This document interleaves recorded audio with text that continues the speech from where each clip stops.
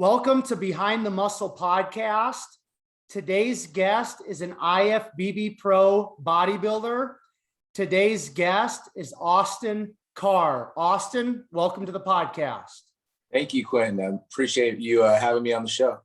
For sure, man. So we're just going to dive right into the first two questions I kind of like to ask all of my guests just to kind of kick the conversation off.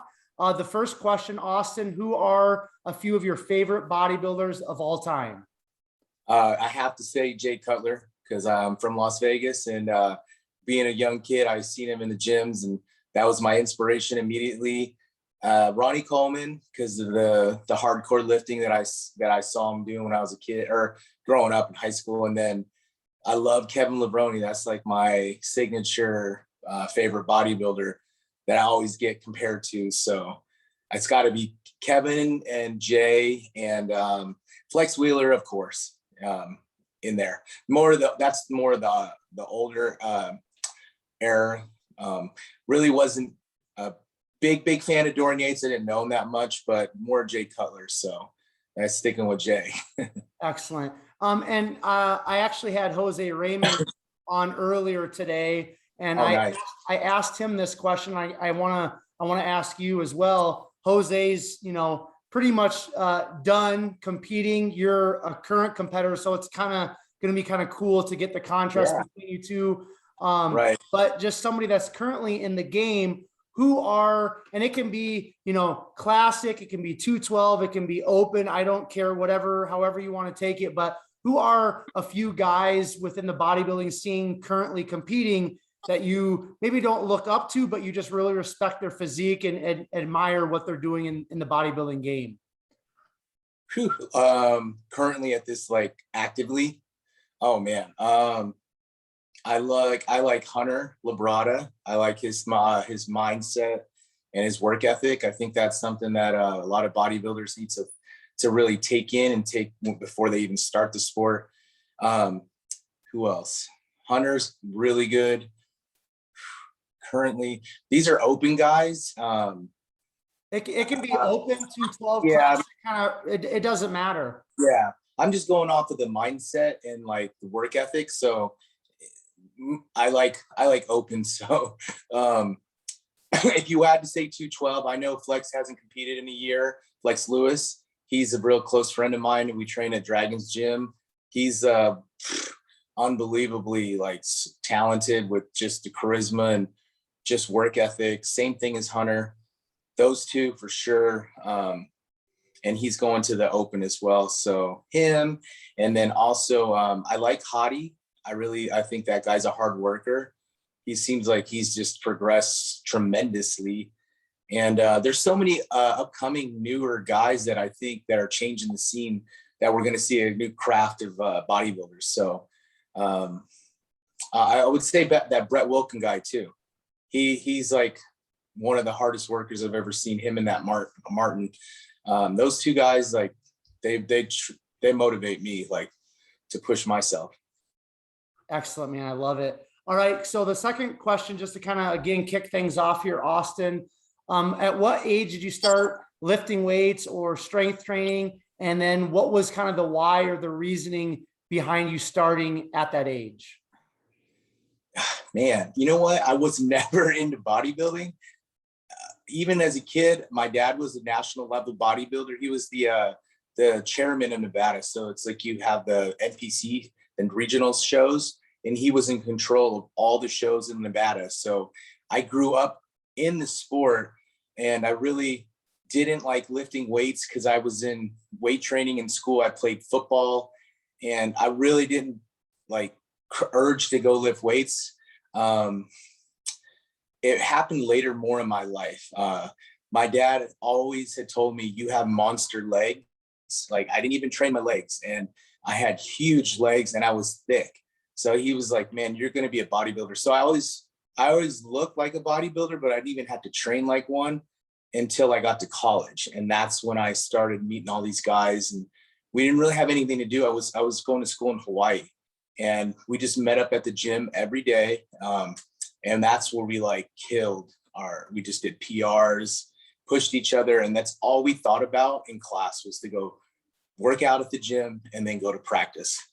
So that was like my initial phase of like getting, bigger and all that stuff. So love it. All right. So we're going to kind of just transition. I always appreciate, enjoy kind of getting the backstory of the guest, kind of, yeah.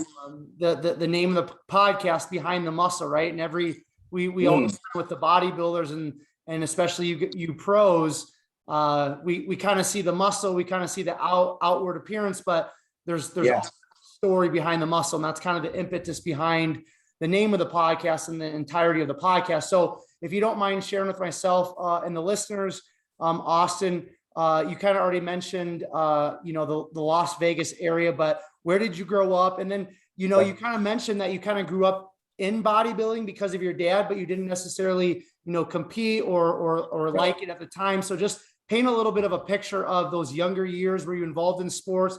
What was kind of life like for you when you were in your childhood?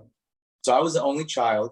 It was just me, me and my dad and my mom. They were divorced at 4 or 5 years old. So I would go back and forth house to house. And when I went to my dad's house, I could not eat anything, no sugar, no fats, no carbs, but clean carbs.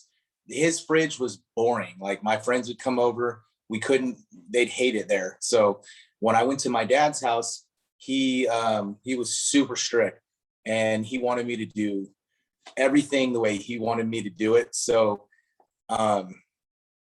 getting back to that, what was the base of the question? I was trying to get to something here. Oh no, you're fine. Just kind of touch on your childhood, just kind of what sports and some of those experiences. Yeah, he was super strict with me. So it was very controlled. I was told what to do, when to go to school, come home, do your homework, do this. And then when I went to my mom's house, she's Hawaiian, and she just it was like rice and potatoes and sugars. And he would hate it when I went there because I would just cheat on my diet and stuff. And he would take me to the gym with him every day to this gym called, it was actually 24 Hour Fitness, but it was hardcore. And I would just hate it. He'd make me work out with him or I'd spot him. He was such a meathead. And I hated it. I really did. I did not like it one bit. So, and he had all his buddies in there and stuff. And they'd be like, oh man, why don't you be a bodybuilder? And I was just like, when you have somebody forcing you to do stuff, you just don't do it organically. It was never a fit for me. So high school, I wasn't into bodybuilding. And I grew up kind of into like a different scene in Vegas. It's a West Coast scene. So I was into I would say sports, but more like I actually was a skateboarder. So I was very good at skateboarding, maybe because my legs, I could jump really high, but I liked that scene. I think I hung out with not the best crowd growing up. Like in middle school, I was more like kind of like what they called stoners.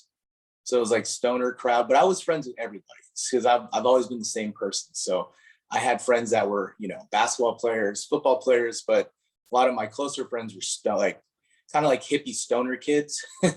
So it wasn't. And then when I got to high school, I started playing basketball and then football.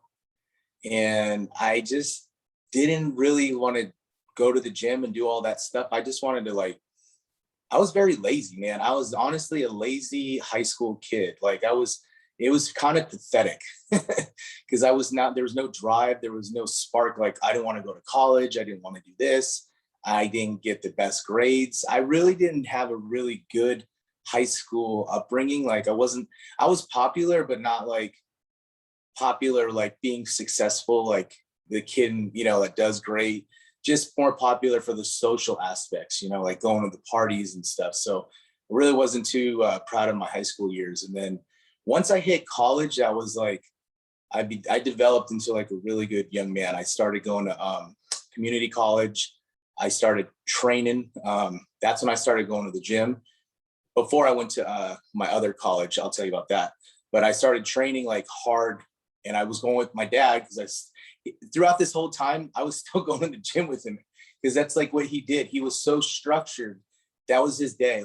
Gym, wake up, gym, take a shower, go to work, come home, sleep. And that was every day. So in community college, I started getting shredded. I mean, I was 185, but I was six pack, everything. Everybody, like, I was, I was getting all the girls and stuff. I was a good looking kid. And then when I went to Hawaii, that's when I really started noticing my body was like, everybody was like, man, you bodybuilder? They talk out there, you bodybuilder? So like, no, but they would always size me up, like even all the local kids. And then I started training, and I started getting some size, and then I just developed like a really good physique. It was natural. I was going to GNC, getting creatine, doing all the stuff, like just to get big, man. That's all I thought about when I got to college, or when I started at that community college. I was strict on my diet. And then throughout college, I just ate like a bodybuilder. Like I just ate protein, brown rice back then. It was weird. And then I just, when I got back to Vegas, I was 21 and I started security. I actually got a bachelor's degree too in business administration. And I got back and I started doing security. And of course, my dad was like, you can't do that, and you needed to get a real job. So I became a police officer for the Las Vegas Metropolitan Police Department out here. And I started getting really big. Like I was 230. I'm only 5'8".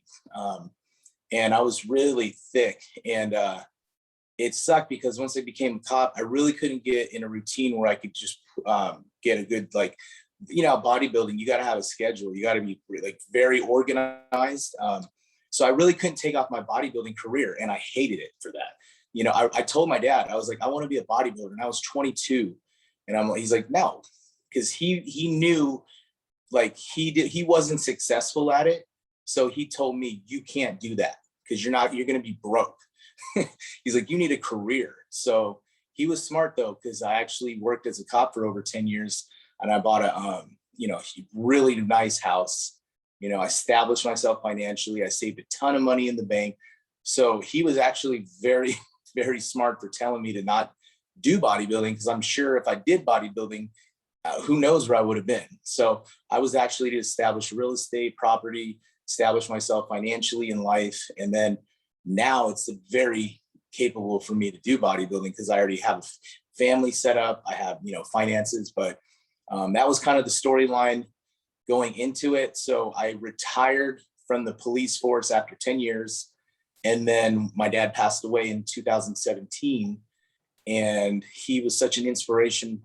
And I saw the impact he had on all the people in Nevada, just everywhere in the community.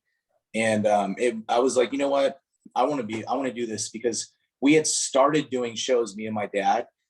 And we did 2 shows, and I won both overalls in both of the shows. And he looked at me at there was a muscle contest show with Tamer El-Gundy.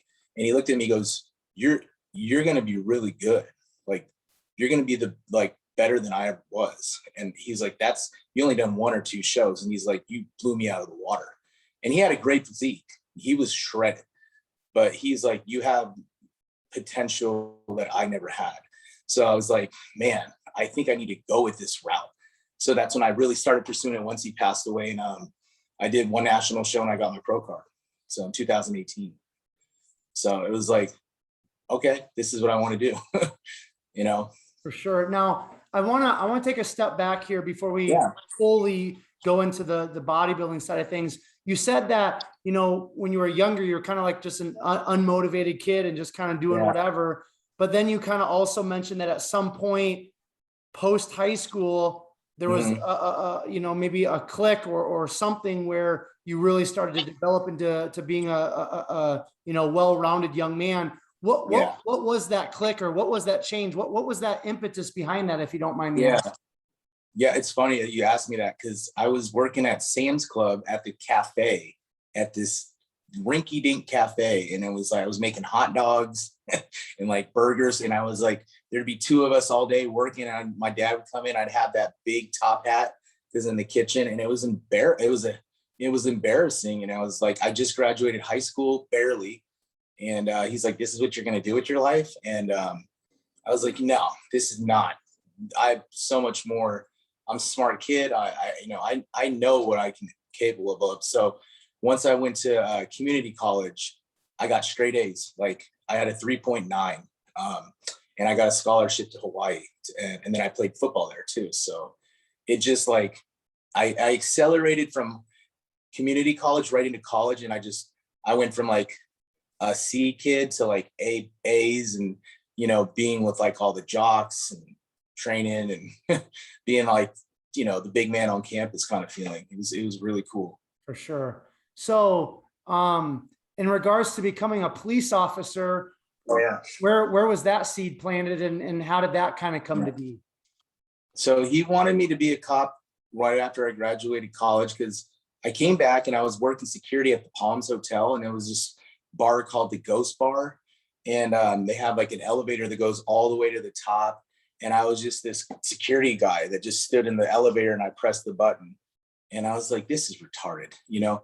So my dad's like, you need to be a cop because you're smart, you're in good shape, you're educated, you know how to deal with the community, you have a great personality, you fit all the qualities of a cop. So I was like, I really didn't want to be a cop. He was like, no, he talked to all my buddies. He has buddies take me out for lunch. You're going to do it. And then even going through the testing process, I was like, I really don't want to be a cop, man. I'm not that kind of person. I'm not serious. Like, I don't care like what people do. It doesn't bother me. And then once I became a cop, I was really good at it because I could just talk to people on a level of respect, and I could find criminals like in the dirt cracks. Like I was so good at tracking like criminals, and I was always into I was an adrenaline junkie. So I would love to get in like foot pursuits, and I'd be the first one at like a shooting or something. You hear me on the radio. I was in like the action guy. So that was like a really good gig for me. Like it really fit my personality because I'm all over the place. Right. So, What was something, just from your 10 years as a police officer, what's something that you feel like that experience, that career kind of taught you, that is kind of carried over into being a professional bodybuilder? oh God, man, like being a cop, you are so structured. I'm telling you, like, and it teaches you discipline and a lot of integrity. That's what I mostly got from being a cop was you are so disciplined and you know your place. We have a chain of command in the police agency. It's similar to the military. And you know to respect people, you respect your elders, you respect others, and you don't lie. Like that was the biggest thing, is integrity. And I think that carries on in life, and the discipline and the hard work, because to get through the academy and to go through field training in Las Vegas is the hardest thing I've ever done. Because you graduate the academy, which is 23 weeks of hell. You know, they run you to the ground. You're running every day 5 miles. I was skinny, you know, because I couldn't even gain any weight. And then you get to this field training, you get in the car with like older cops, and they're just sit there, and they're like, they treat you, they're like, go ahead, rookie, you know, and they're like, what do I do? And they're like, they just kind of like throw you into the fire. So that's a very hard job you can't go in there being scared. You got to have some heart.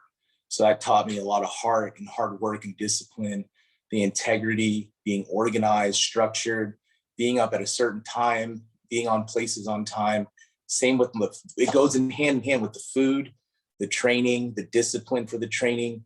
And always, like, as a cop, you wanted to get better every day. Like every day would be like, oh, how many arrests did you get? How many cases did you get? Or you'd want to like top the next day. So like with training, you know, like, oh, I hit a PR, or, you know, I'm getting tighter and leaner, you're putting on more muscle. So you're always chasing like for greatness. Awesome, man. I love that.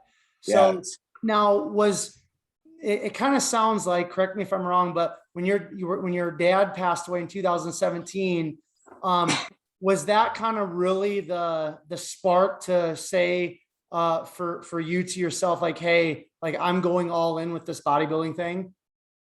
Hell yeah.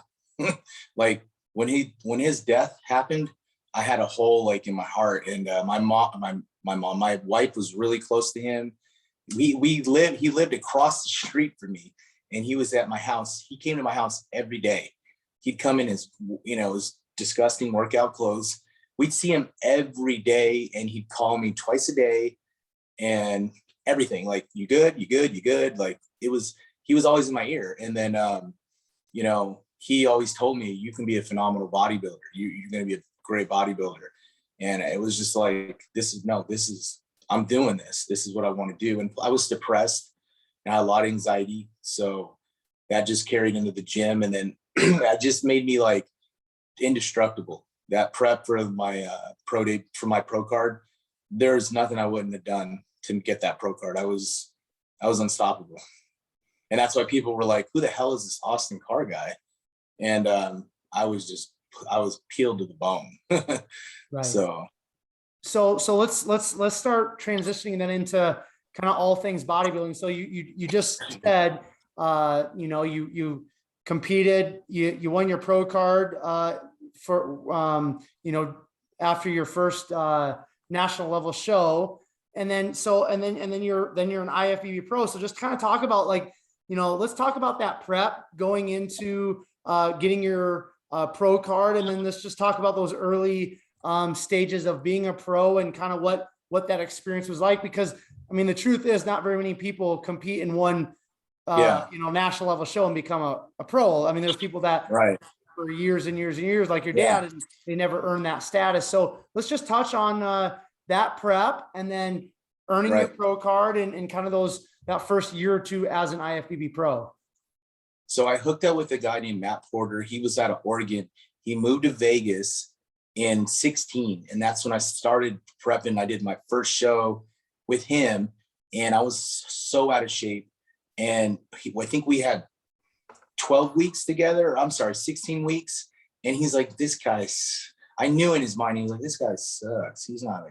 And then he saw like what I looked like at the day of the show, and I got the overall at this show. And he was like, oh my God, this guy, he was like, he told his wife, Rachel, like, and she told me he doesn't talk good about anybody, like not really, you know, he was like, he was super impressed. And he had told me like, dude, you're going to be really good. So I ended up going with somebody different from my North American prep because I just felt like he was too, like, he wanted me to be smaller. I wanted to be bigger.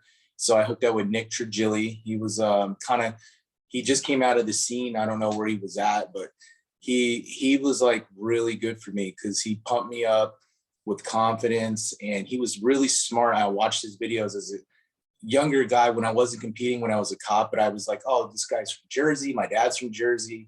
I really respected him. And I was like, oh, he's really good at what he does. So he told me, he's like, we're going to win the whole show. Like, and I was like, really? He's like, yeah, you're that good. So I was like, all right, let's do USAs. We were going to do USAs and I didn't have enough time. I don't know. It was like really quick, but then we did North Americans. We only worked for 6.5 weeks. And I was like, are you sure I'm going to win this thing? Because he was like, oh yeah, so the amount of like progression in that show, like from week to week, was crazy. I was still eating a lot of food and pushing like not that much cardio, but my body was just responding so well because I had never done any of that stuff before, like as a real like bodybuilder, like national level bodybuilder. So that prep was 6.5 weeks for North Americans. I got my pro card in 2 divisions. And I was like, I was like on stage, like, what do I do now? It's like, I don't really feel anything. Like, I don't really feel any different, you know, like I didn't go, like, I wasn't striving for my pro card my whole life, you know? So it was like a real kind of empty feeling. I kind of got backstage and I was just like, everybody's like super excited. You got your pro card. And I'm like, yeah, it was like, it's cool. And then we had worked for we did a show together, a pro show called the Legion. I think it was 4 weeks after the North Americans. And I was so depleted from that show. Because that last peak week, we had dried out hard. Kind of did, you know, we did a little bit of diuretics and I'd never done that before. So my body was just done. So I said, no, I want to do a pro debut. Like, I'm ready. And he was like, yeah, I don't think you're ready. So he did the Legion and I got 6. And Sean Clarita won that show. There was a couple good guys, Derek Oslin. There's a guy named Kwame, I forgot his name, King Q or something. And from then I was like, no, I dropped I didn't want to work with him because I was like, he didn't really treat that prep, because he's like, it's your pro debut, you're not going to do that great. And I'm like, what are you talking about? This is like, I want to do good, because I had signed with Blackstone Labs at the time. So that was kind of like like my first pro day experience. So then I hooked up with another coach, Andrew Vu, the following year, and then we did Tampa Pro, and I looked really good for that show. I was peeled. I had some big names like Zane Watson, Guy Cisterino, John Jewett. I think John Jewett won that year, and I thought it was between me and John. I thought I was 1 and 2, but that was like, okay. And I wasn't even like half. I felt like I was half the size I am now, and I was like, well, I'm already putting these guys right there. This is gonna be easy to like move up in the ranks in the 212. So that was like a great show for me. And then last year I did Chicago Pro, and I got second to Keon Pearson, which I thought it could have went either way. I just thought my condition was a little bit better, but he was, he has great shape, great structure. And that was like, man, I was right there from qualifying for the Olympia. So, it was like kind of heartbreaking, because I was like, that was set, because the whole year was COVID. We couldn't train. And then I finally got to do a show, and I was like, all right, I'm going to the Olympia. And then I got second. So it was like, wah, wah. And then this year, and then that was like, this is a Tampa Pro, and I did Texas Pro. So, and that's a whole different story with this year. It's crazy. Yeah, and I want to touch on that in a minute, but before we do, Austin, just talk about kind of like, you kind of grew up in the bodybuilding scene. I'm sure you were around top level national competitors as a kid, and with your dad and even pros, and you're from Vegas. You said you run into Jay Cutler at the gyms and stuff when you're younger. Absolutely.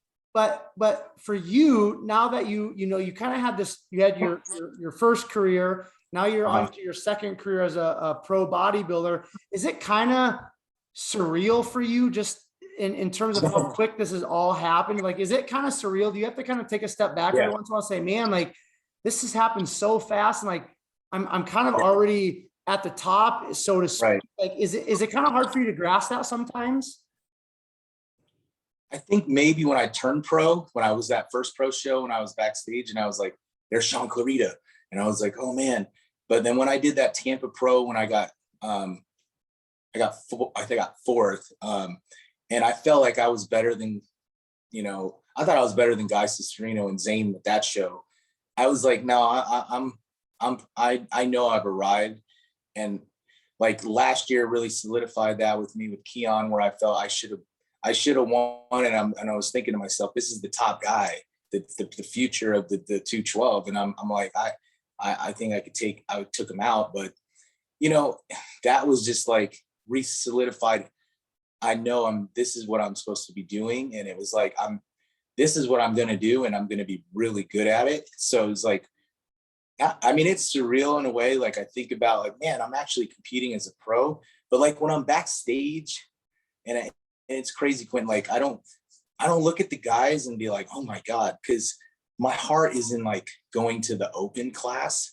So when I look at like the 212 guys, I don't get super like, intimidated by them, because I'm like, I'm kind of taller. I'm almost 5'9", and I feel like my frame is bigger. I'm a bigger, it's just more meant to be on like I can get a lot bigger.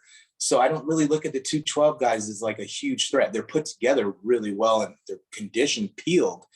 But it's like when I look at Steve Kuklo, and I was backstage with Ian Bayer and Philip, I forgot his last name. Those guys like impress me. Like I've always looked up at the bigger guys, like Jay Cutler and Ronnie Coleman. Like that would be like, if I was going against them, I'd be like, this is crazy. Like that's something that I'm striding to do now. It's just taking time because I just, still getting going, So, but yeah, I love it. And I'm super humble. I don't mean that by any means, like saying 212 isn't a great division. It's an awesome division, but for me, it's a stepping stone. Right. So touch on, you know, the shows that you've competed in a couple 212 shows this year. Just touch on those two shows. I know just from following you on social media and listening Yes. to some of your interviews through Muscular Development, some other Right. outlets. I know that first show this year didn't go as planned. And Right. I know you kind of touched on it, I think on Instagram Live. But Right. just for the listeners, for the podcast, just touch on, because like, I think sometimes as fans of bodybuilding, people that, you know, aren't professional bodybuilders, we Right. put you guys, just like we do with professional football players or other professional athletes, kind of up on a pedestal. And we see Instagram, we see you guys shredded, and we kind of like, man, everything's perfect for them, but it's not. So would you just, I know you've already covered it on your own Instagram, but just for the listeners here, would you touch on your experience in your first show this year and the difference between the second show, but just touch on some of that adversity and, you know, kind of what you talked about on your own Instagram story, if you don't mind. Right. So if you guys didn't know, I did the Tampa Pro. It was 2 weeks ago. I was nailing that prep. I don't know if you followed me for that prep. I was looking really, really good 2 weeks out, 1 week out. And I had taken a guy from Las Vegas with me. I was kind of all over the place though. Before that, I didn't have a coach. I was with Justin Miller. He had taken on some other clients, and I was like, you know what?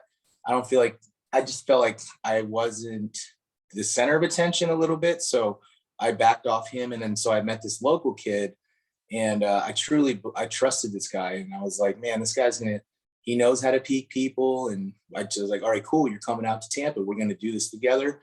He posed me every day, twice a day. He was like, dude, I see your body twice a day, so I can peak you. Great. So we went together. The peak did not go well. We actually spilled over very bad. And what that means in our sport is, you know, overly carbing up at the last minute. So you actually hold a lot of water and you look very water retentive. So we had spilled over tremendously. Not the look that we were going for. And also going into that show, my mindset was I'm beating all these guys. I'm gonna go in here, destroy this class, and I'm gonna make my Olympia qualification, and I get to go against Keon and Sean and everybody and George. And that was not a good mindset, because I got real like cocky, I think. You know, I was like, oh, I'm already getting, you know, people know me, they know what I'm capable of. And that show humbled me tremendously, because I did not even get in the first, second. I was in the third call out. And that was the most embarrassing moment of my life, like on stage, for bodybuilding at least. And I truly humbled me, standing up there, looking at the guys pose before me, and then knowing the fact that, you know, it's not because I'm not a good bodybuilder, it's because I screwed up the peak. So I knew deep down underneath the fat and the water, I have a great physique. So that was not meant to be. So what happened was, I got my placing. You know, it was horrible. I told my wife, I'm going to quit. I'm done. Like I'm ruined. People are not going to believe me. They're not going to take me serious. They think I'm a fat water buffalo. And she's like, no, you're doing Texas Pro. You're going to redeem yourself. And I was like, I don't know if I can do it. So there was a coach backstage, AJ Sims. I talked to him backstage. I said, AJ, and he goes by Cement Factory. I said, you got to fix this. We got to work together. We got to, because he's known for condition, and his guys come in peeled to the bone. He used to work with Logan Paul. I forgot Logan. He used to work with Justin Rodriguez. So you can see his work. Juan Diesel, Morel, and we did it in 5 days. Like we literally left that venue in Florida. People went out to Cheesecake Factory that night. I did 2 hours of cardio on the Stairmaster, which I hate because my legs are so big. It's like, but I knew what I had to do. And I put my head down and I told myself, this is not how you're going to go out. This is not you, Austin. And you're going to do this for yourself, not for anybody else. And I had something to prove. And I said it in the video, you guys will see. I'm going to do, or what I said, I'm going to bring a better package to Texas. And I will, you know, be my best.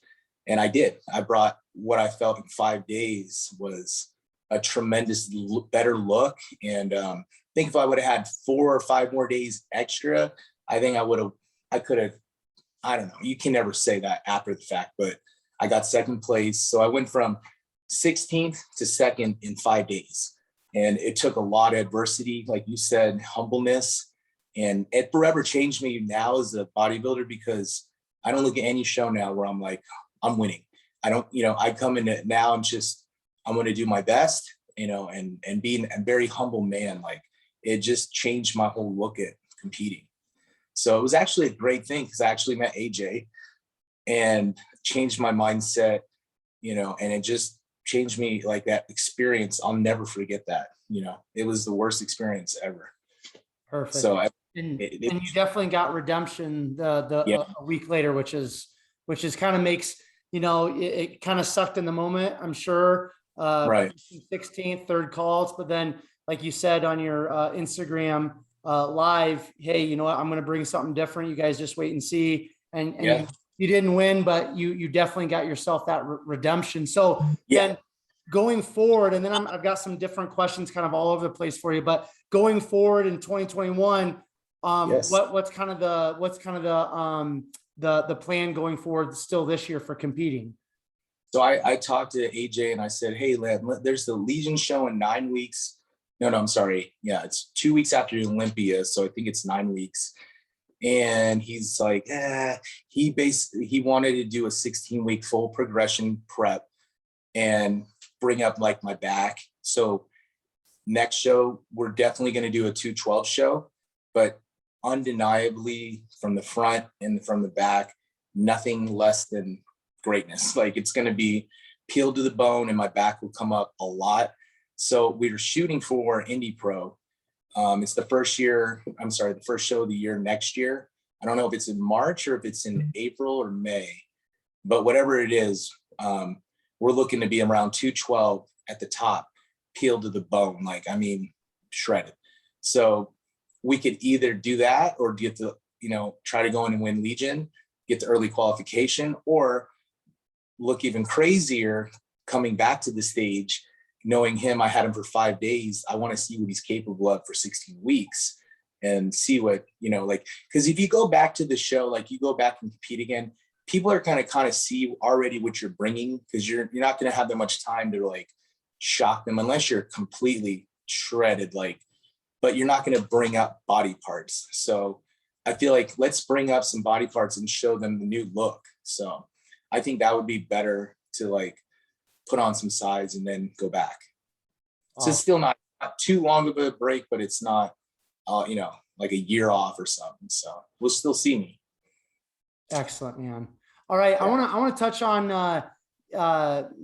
Flex Lewis's gym, the Dragon's Lair, all the bodybuilding content that I consume. Everybody's saying Las Vegas is the new Mecca. So I know there's more than just Flex's gym. I know Hidetada Yamagishi. Yes.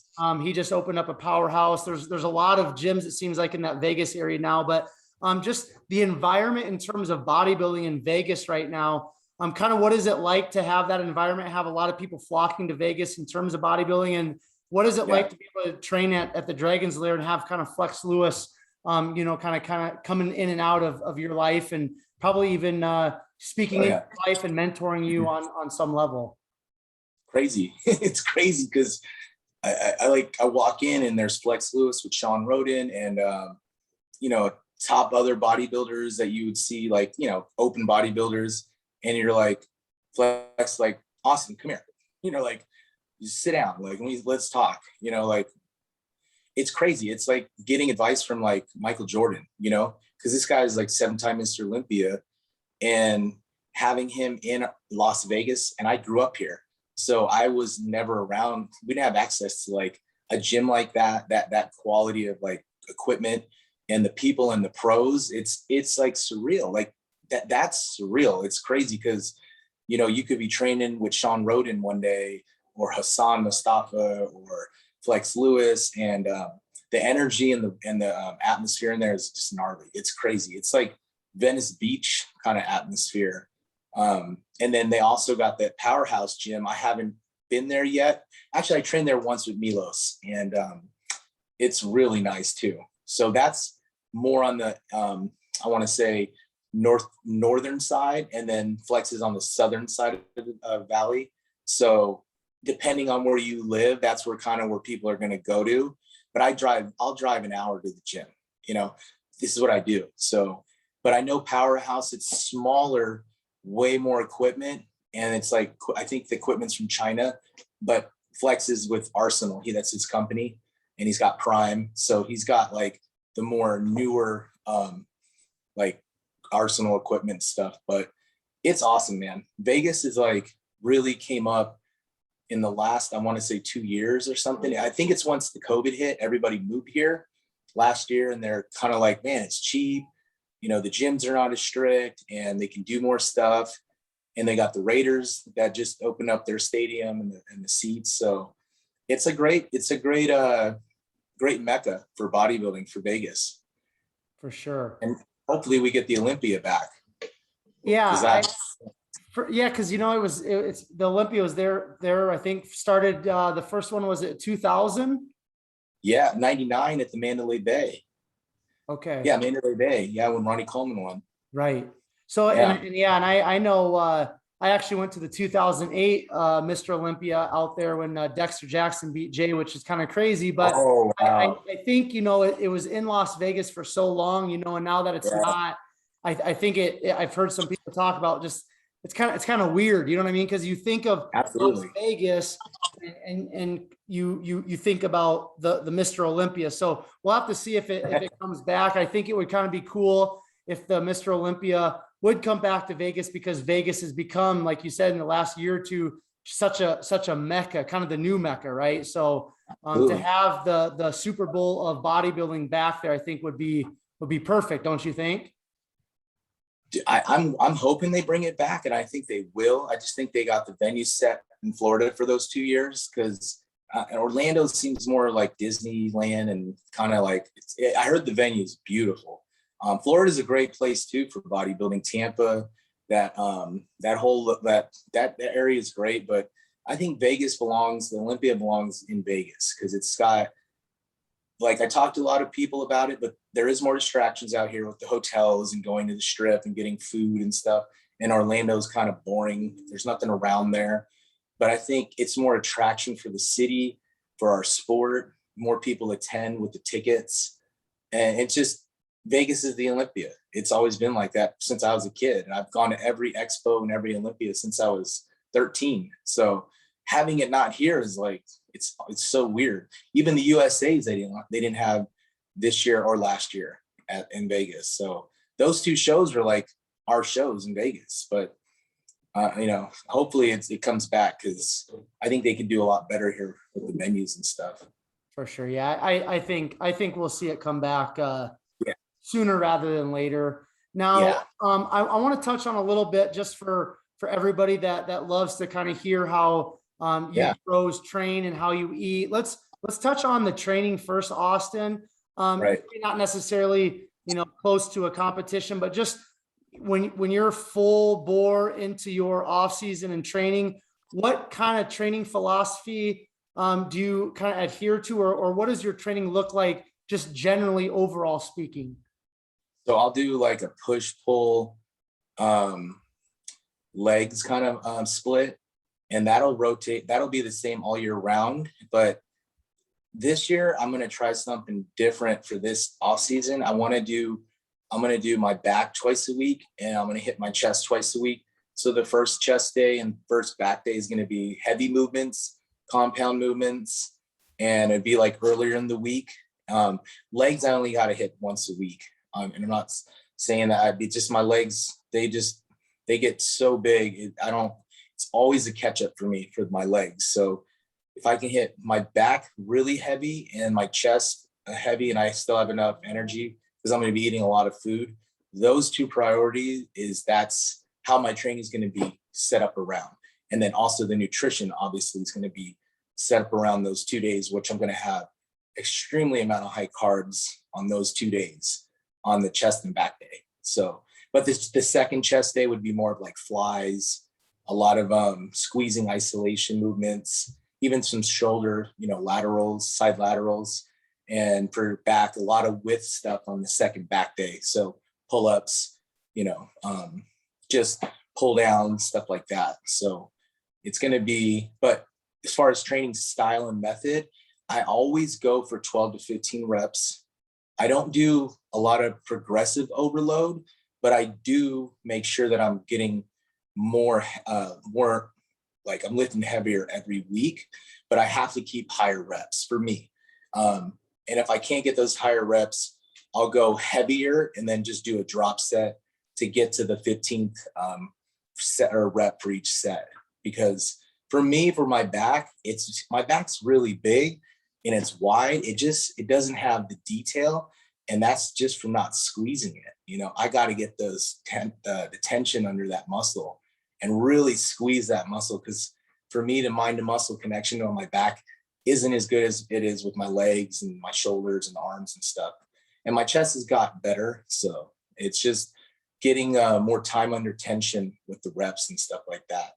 But yeah, I don't really go, like completely progressive overload style, more of a Jay Cutler style with volume.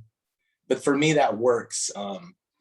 I just need more reps, and then with heavy weight, obviously. I'm not saying doing reps with lightweight, but has to be heavy too.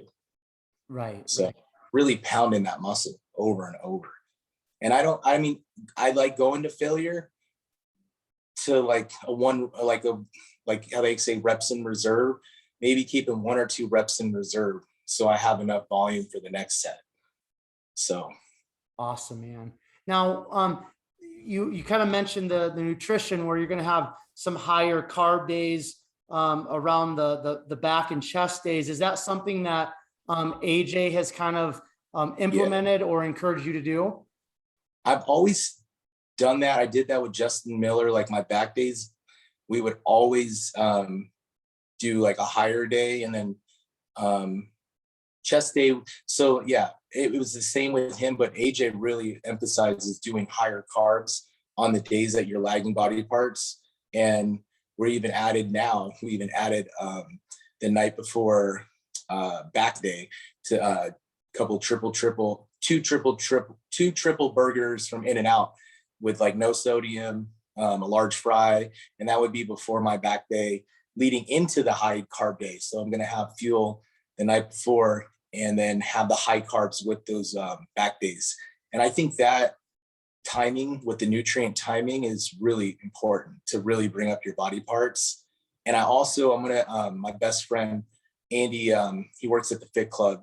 He has a new fit machine. So we're going to be trying to do that new fit at least twice a week on my back. So I've heard great things. And if it can spark a mind to muscle connection that I can actually squeeze and feel it, I'm going to try it. At this level, you got to go with the best, you got to do everything that you can to get better and better. So for sure. Now, when it comes to just kind of like prioritizing your training and nutrition in terms of an off season, and then transitioning into like pre-contest, like with AJ, or maybe what you've done in the past, is all of that kind of laid out like every day, like up through like the however many weeks, or is it just kind of like 1 week at a time? What does that look like in terms of an overall preparation, Austin? Yeah, well, like I think it goes off of like the check-ins. So, but we're always going to start at least a 12-week prep. I think 12 weeks is good enough. And then at that 12th week, the 12 weeks starting that prep, we're going to have a lot of food. A lot of food's going to be in play. And then slowly just taking food out, week by week, but looking at the photos, daily, or not daily, but every couple of days, and then getting those photos and determining, are we pushing back food too hard? Or do we need to add some stuff back in? Do we need to add more refeeds? But like really this prep, I really want to do a lot of food and minimize that as little as I can possible going into the show, because for this prep, for the death week, I call it, AJ had to like starve me. And he said, there's no way that that's going to be your normal protocol, doing your peak week. Cause that was just too low of calories. But at that point, I needed that for that type of style to get in shape. But I would like to keep calories high and then, you know, have my body burning on a furnace and slowly just lower them and then see how my body responds. Because we can stay fuller, rounder, harder from the food and just keep getting tighter and tighter. I don't feel like you need to pull back food, you know. It just depends on your body and how you're responding too. So, right. But the goal is to keep as much calories in as you can until the show. I don't believe in that approach where you just, oh, you need to suffer. You know, I get it. You got to suffer, but you know, you got to also, you know, you got to be efficient too in the gym. Mm-hmm. So what does recovery for a professional bodybuilder look like? I mean, in terms of days off from training, the tissue work, all the things that you do, what does that look like specifically for you in terms of recovery and days off? So if I do back and chest back to back, that third day, I'll kind of gauge it because I might be too taxed from the back day, from going from chest to back, then into legs. My back might be taxed. So I might do like a more volume day for legs. But for recovery part, I would definitely, you know, getting in tons of like fish oils, that's going to help with joints. But I think getting tissue work is key. I never did the tissue work either. And I think it made, you know, it kind of hurt me in the end because I wasn't open as much. My joints were gonna, you know, really hurting at the end. So I definitely want to get tissue work in the off season at least twice a week on my lats and quads and stuff like that, and chest. So that, and you know, you can always do Epsom salt baths 3 times a week. You know, a lot of I think just resting and recovering. You know, I don't have a labor job, so going to the gym and doing cardio is like pretty much my extent of the work all day. So, and I got 2 kids, so I'm taking them to the park and stuff. So, you know, I don't really have, I'm not like chasing guys in my police uniform anymore. So, you know, recovery is pretty easy for me. Cool. A few more things I want to touch on, Austin, and then we'll wrap things up here.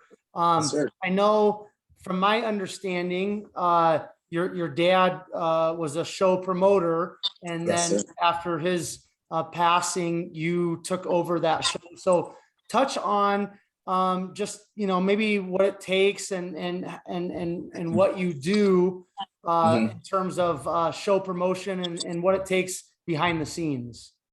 So like with him promoting and he was actually the chairman. So that's like, they oversee every show in Vegas. And if you promote shows, you have to go through him to get it approved. And then he oversees like the NPC rules. Everybody's following these things and the policies and guidelines. But he set up a dynasty. Like I'm telling you, when he set this thing up, he was so smart at what he did and such a great man, like, and just treated everybody with so good of like, they loved him. Like all the OGs out here are like, oh, your dad, we would do anything for your dad, Stevie. So he set me up for like success. Like all I had to do was just take that show and promote it. Cause they're like, oh, we're doing, cause it's called the Las Vegas Classic. And it's this show in Las Vegas.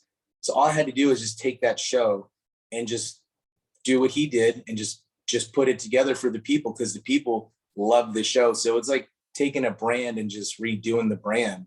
And it's honestly, it's absolutely awesome. So I deal with competitors all day. They're all, you know, NPC level. They're trying to get their pro cards. You know, I love it. I answer all their emails.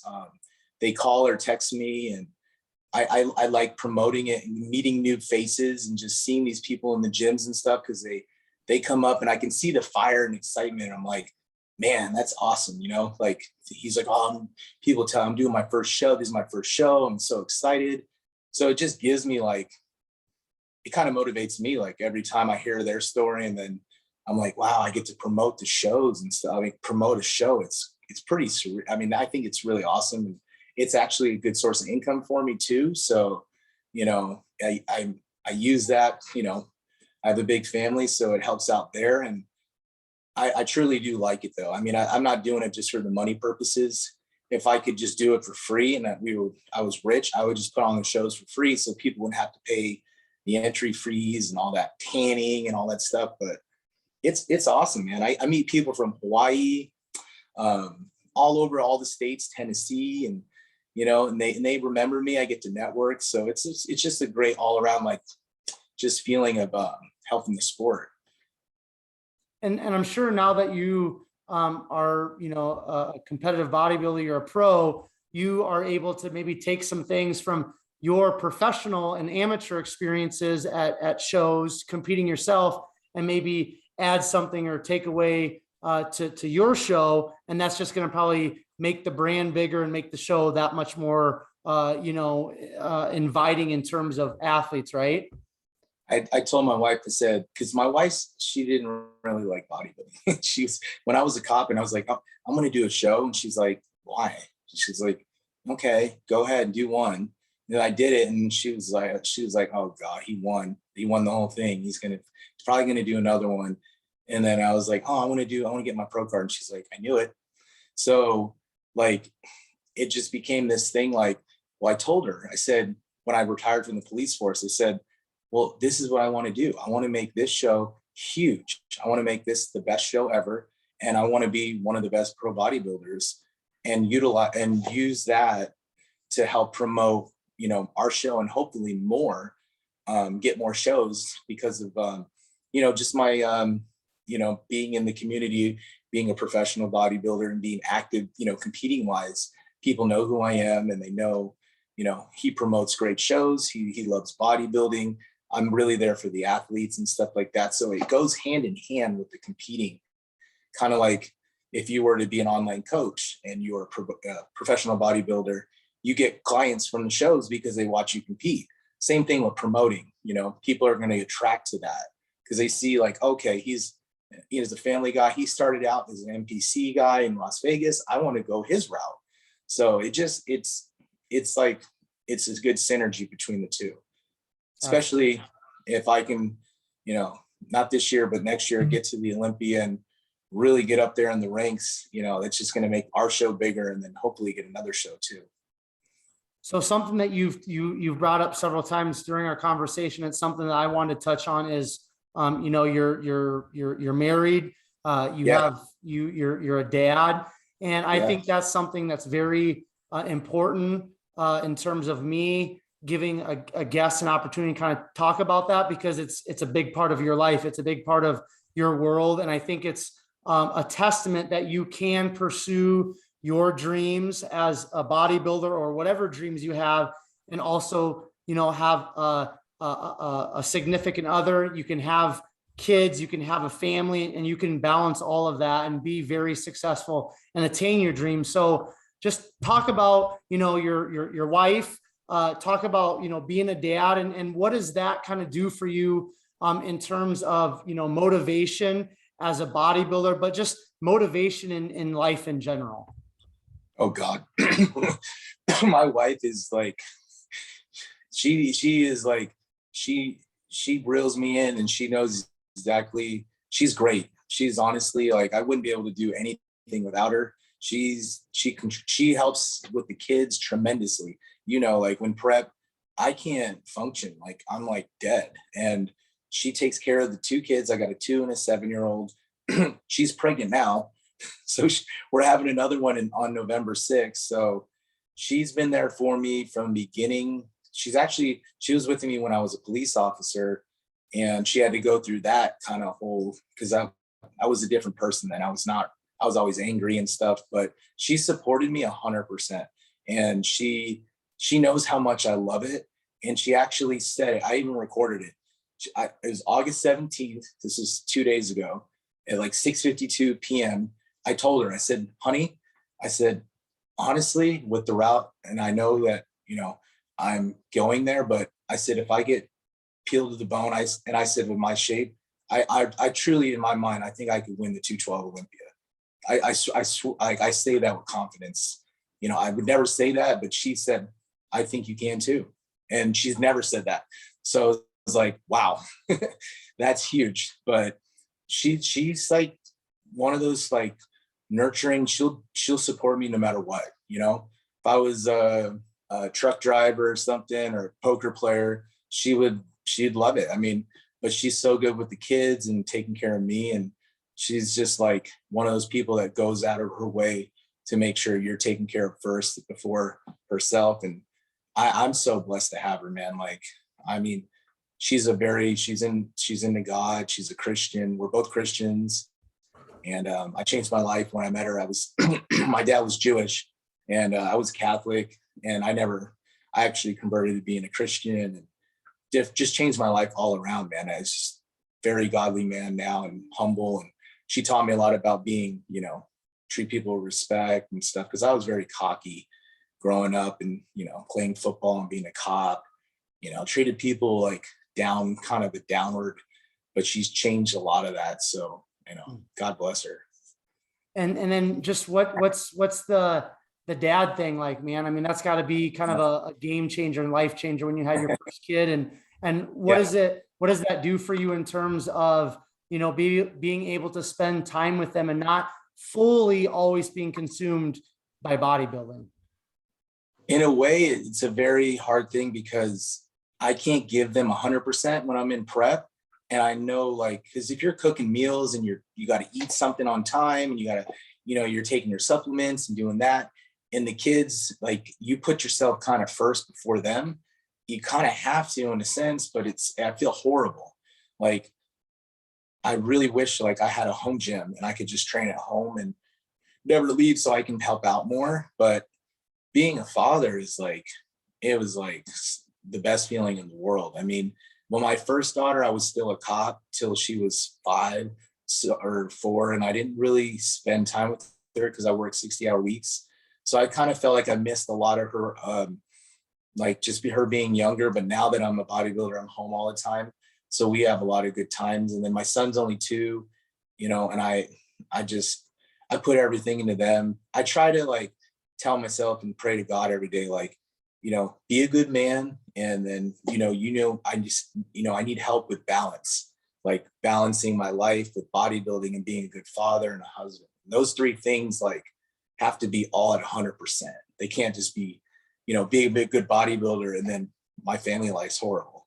You know, I feel like that would be, my dad looking down at me would say, what are you doing? You know, like you're being selfish, you know, you're not winning any money doing this stuff right now and you're neglecting your family doing it. So, you know, I know there's more to life than bodybuilding. You know, being a father I was the only child. So, and my dad wasn't the best growing up.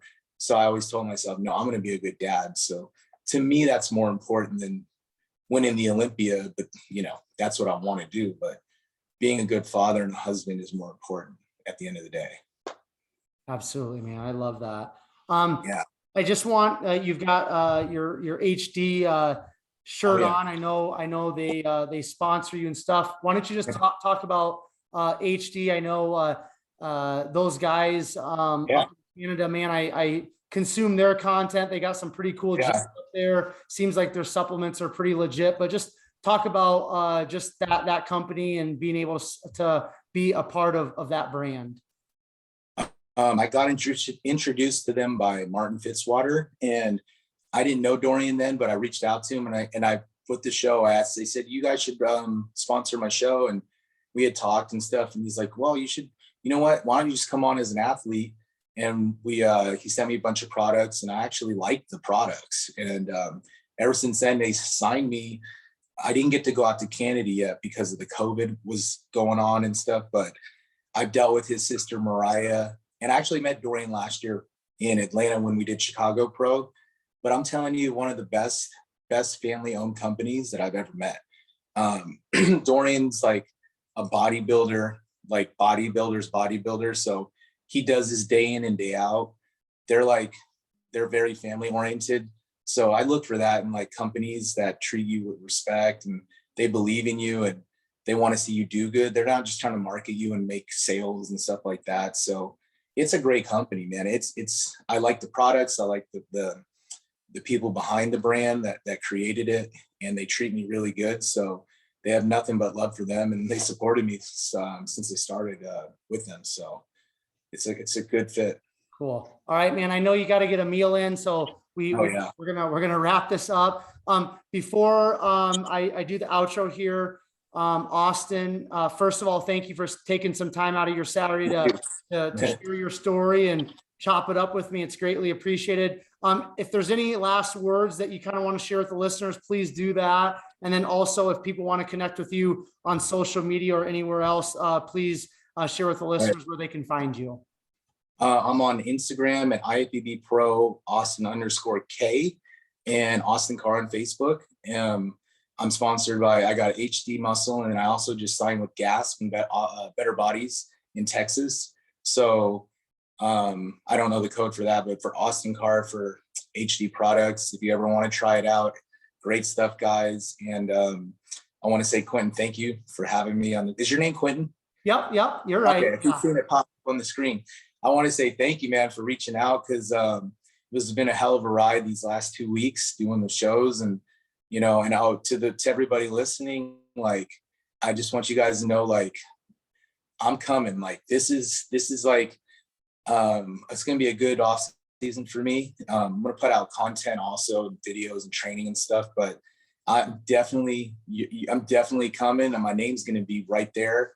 You guys are going to see like a better package for me, and I'm putting in the work, guys. Like, this is what I do every day. I love it. I'm passionate about it. I've talked about it multiple times through my HD videos, and I love to do this stuff. So with my heart and, hard work, you guys are going to see, like, I'm not trying to predict anything, but I definitely want to be at the top. So, and if you guys have any questions, reach out to me or talk to me, or whatever you need. Like, you guys want to do a show in Vegas, come do my show, and whatever I can do to help, the community with bodybuilding, we all are in this together. So it's a motivating sport. I think we got to pick the bad apples out, the bad trolls, and, lift each other up, and, support each other, because we're only as good as our weakest link. So I think that's, like, in life in general too. So, but thank you again. It's been awesome. Excellent, man. I greatly appreciate it, Austin. Everybody that's listening to Behind the Muscle podcast, thank you so much. Your listening ears are always greatly appreciated. Just quickly, as we finish things up here, do me a huge favor. Please subscribe to the podcast, leave a written comment and review. And then the biggest thing that I would ask all of you, as you found great value in Austin's episode, just go ahead, take this episode, share it on your social media platforms, especially your stories, tag myself, tag Austin. So we know that people are listening, people are being impacted. And finally, I will leave you all with this. Remember, behind the muscle, there's always a story. We'll catch you guys later.